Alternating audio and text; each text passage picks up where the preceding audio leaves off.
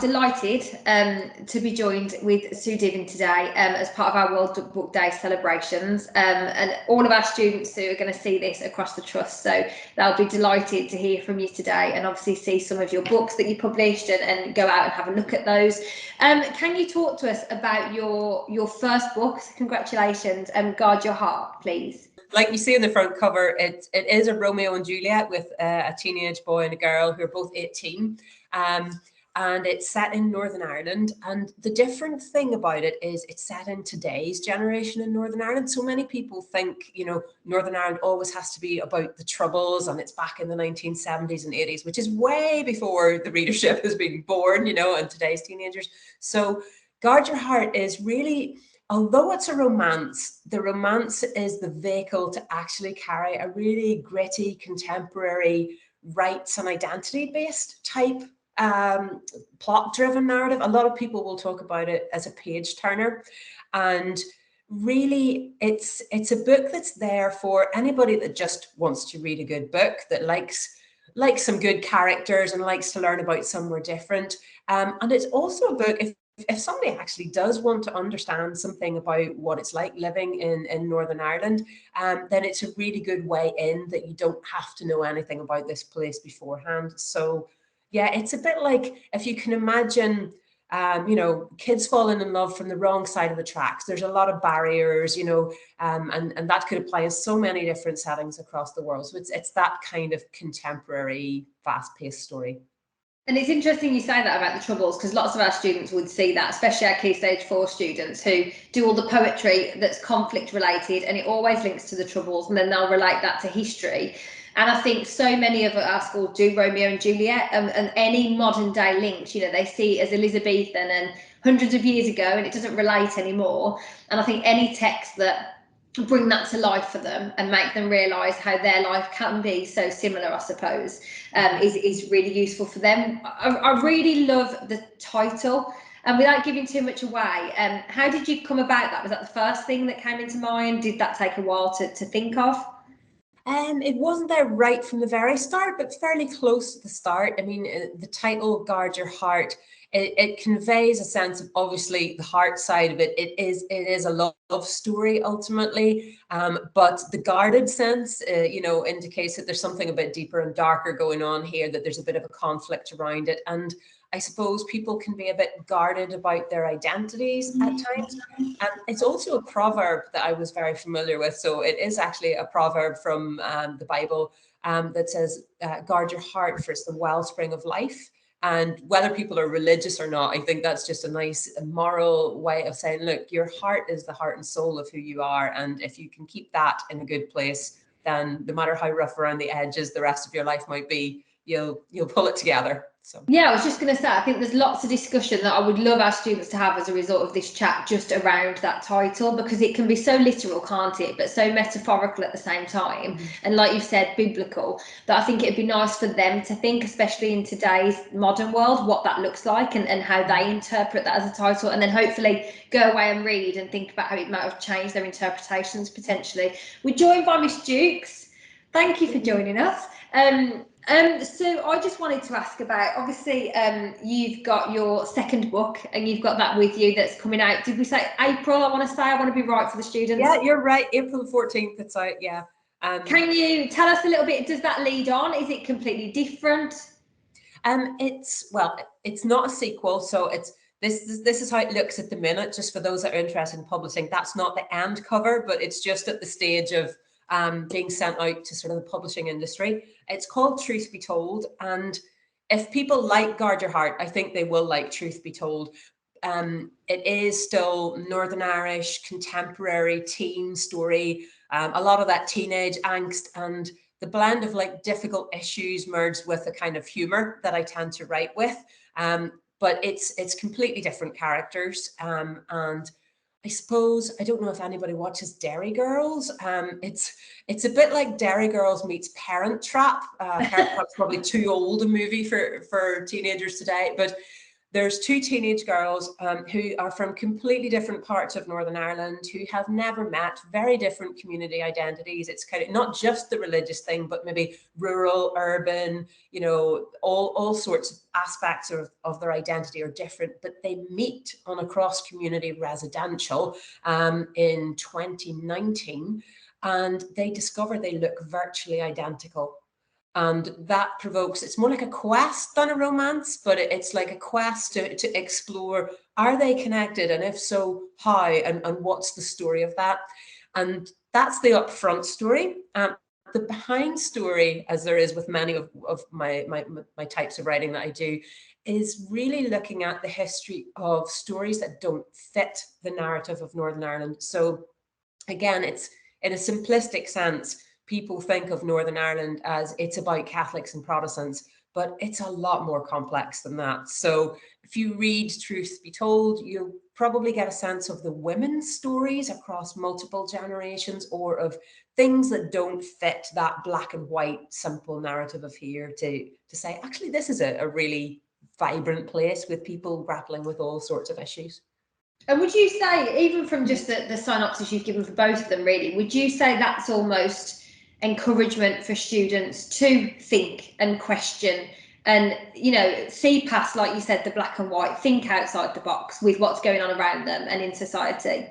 Absolutely. I mean, I think I love it when teenagers ask questions and challenge the thinking and the things that they are hearing from different places, because we hear truths, but we hear completely fake news, you know, and we also don't tend to realize when we're being stream fed the dominant narrative of something, you know, to understand how our thinking is almost fixed in a particular way. And that's what I enjoy about writing, is to open up people's thinking to whatever their context is. You don't ever have to set foot in Northern Ireland or be particularly interested to enjoy the stories, and kind of empathize that there's more out there to think about. You know, I mean, for example, I have another book sitting here, which is, it's a really famous one, not one that I wrote, but it's The Hate U Give. Lots of our students will know that, I think. Yeah, so it's a really good comparison, but in a very different context. You know, the Black Lives Matter movement, I think, has a lot of similarities with what's going on in Northern Ireland, even though it's not the same thing. But it's a good way of looking at the complexity of identity and all those rights issues and cultural issues that are there, you know. Am I right in saying you used to be a history teacher? I was, yes, at a certain point in time. It must be about 16 years ago. I did history and politics and citizenship. So, and I suppose, do you feel like that feeds into, as a teacher, were you very much trying to get students, like I said, to think, to push those boundaries? It's difficult, isn't it? Because as students in a class sometimes, I think, as that student, and you don't forget what that feels like, you sit there and you almost take what you're hearing as fact, as you said before, because people who are older, you consider wiser, potentially they've experienced more.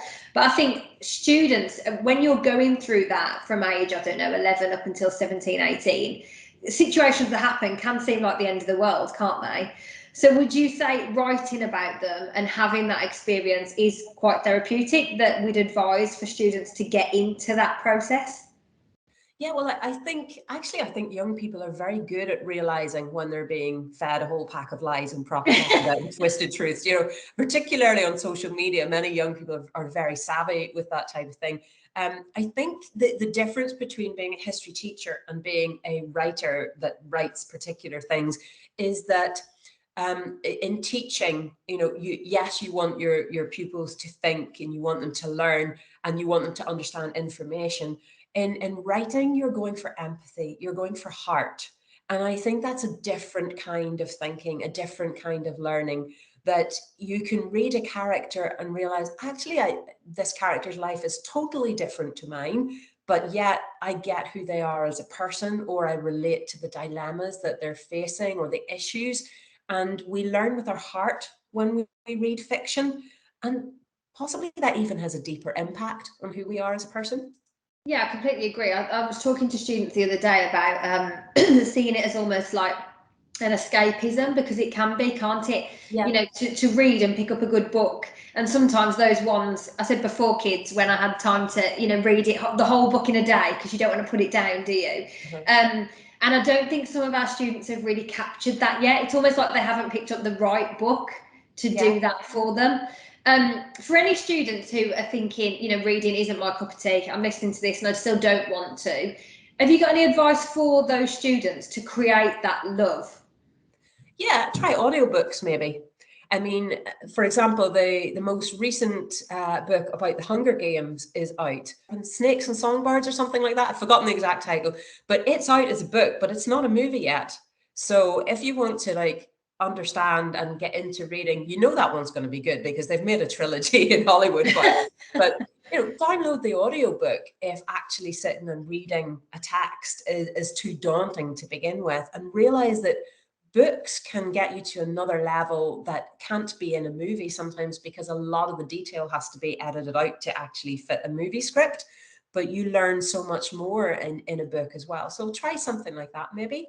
Or try finding books that are not really long, or just read around a bit to try and find the type of book that is for you. So for example, there's every type of book in young adult reading, and you might actually read a couple of chapters and think that book's not for me and have to set it down. That's fine. You don't have to finish it.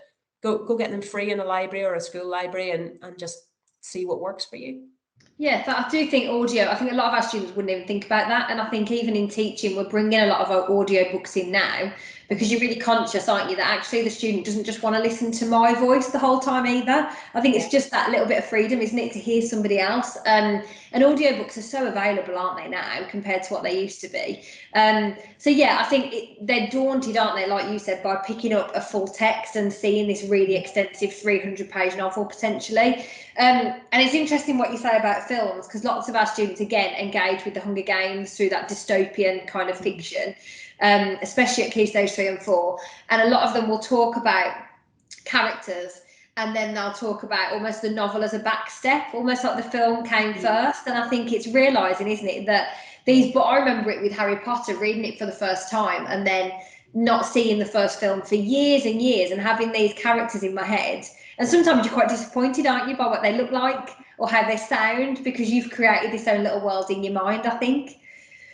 Yeah, actually, I do remember going to see Harry Potter for the first time, and I loved it because it just took what I had in my head and just blew it even far better, So yeah, I do love the movies of Harry Potter.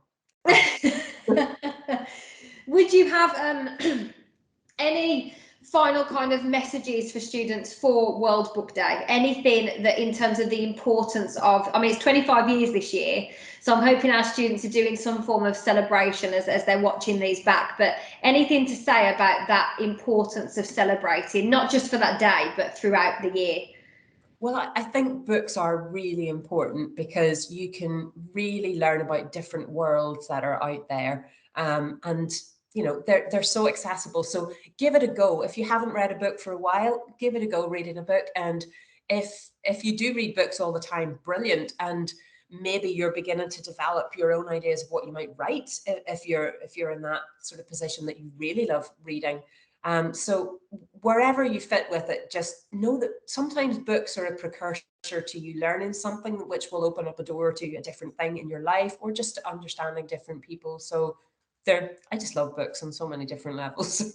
Yeah, me too. And sometimes I feel like me doing this and talking to authors is maybe the wrong thing, in the sense that I feel like I could pick up anything, like you said about genres. And sometimes I think to read anything is quite a nice escape, isn't it? But I think it's right, when my little boy is only into football at the minute, so he won't read anything other than books to do with football, which is driving me insane.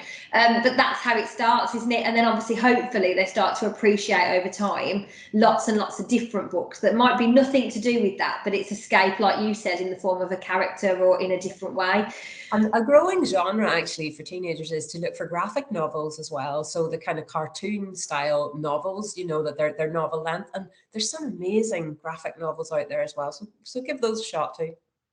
Yeah, thank you. I really appreciate, and hopefully our students will really take on board some of that. I think a lot of them would see a book, and those who like to write might write a page of a creative story and think, how will I ever get to 200-300 pages of a novel? But I think it's appreciating, isn't it, just that written form and building those characters and almost having the patience with it. As you said, it takes a long time, doesn't it, to get to that finished point. So having the patience to build and grow and think about the world that you're trying to create, I suppose, within your story.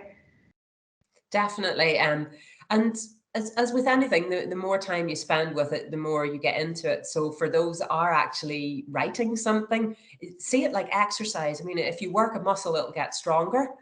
So it's the same with writing. You just have to give it a go, and hopefully you'll find other people that are interested in writing that you can network with, or look at there's opportunities for young adult writers online. If you look at, like, I know in Ireland, there's a literary journal called Paper Lanterns. So it's one where young adults and teenagers can submit their work and read work written by other teenagers. And there's bound to be equivalents, I'm sure in Great Britain as well, of where teenagers can really begin to connect with the writing world as well as reading. Yeah, perfect. Thank you. Hello, Miss Jigs.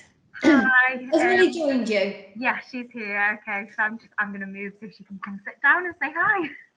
Millie, I've asked quite a few questions already about the books, and I know you've done a bit of research yourself, but I just wondered really from your point of view, just to end Sue's interview, anything from a student's perspective in terms of reading, or any books of suggestions or recommendations, or anything about being a writer that you specifically want to ask? Maybe just a couple of questions if you've got them. How to relate with young people without it seeming like you're looking down on them. Oh, that's a very good question. It's better than my questions, that is. Well, I think it's really important that whatever character you're writing, you have to get into their head.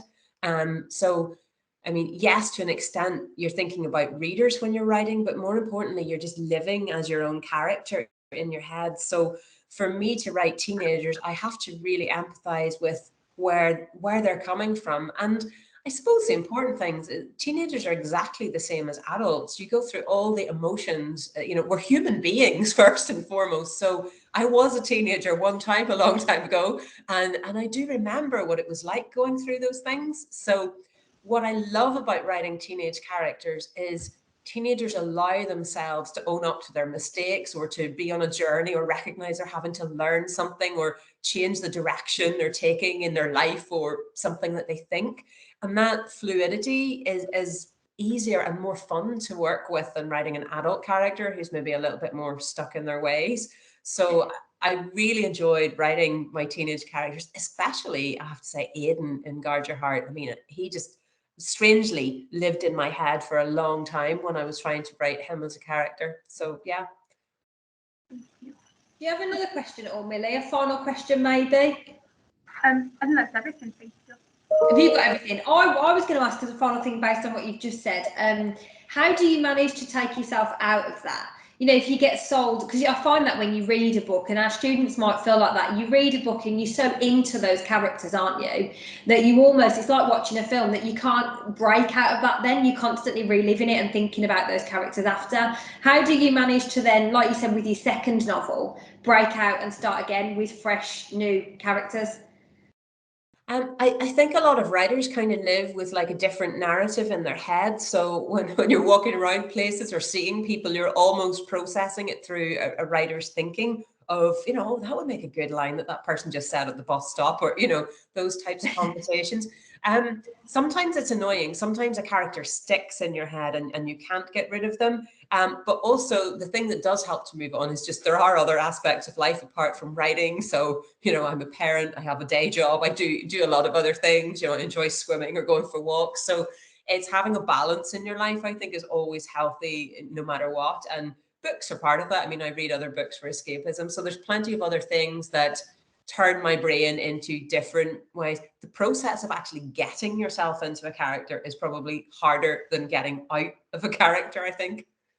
Yeah, it's interesting. I think a lot of our students would say they will talk about characters over and over again. And then what's lovely, obviously, in school is they can, as you said before, you can relate so many different situations. So you might read one text and actually you're seeing similarities with another character.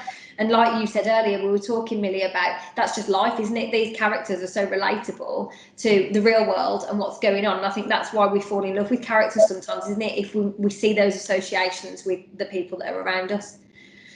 Yeah.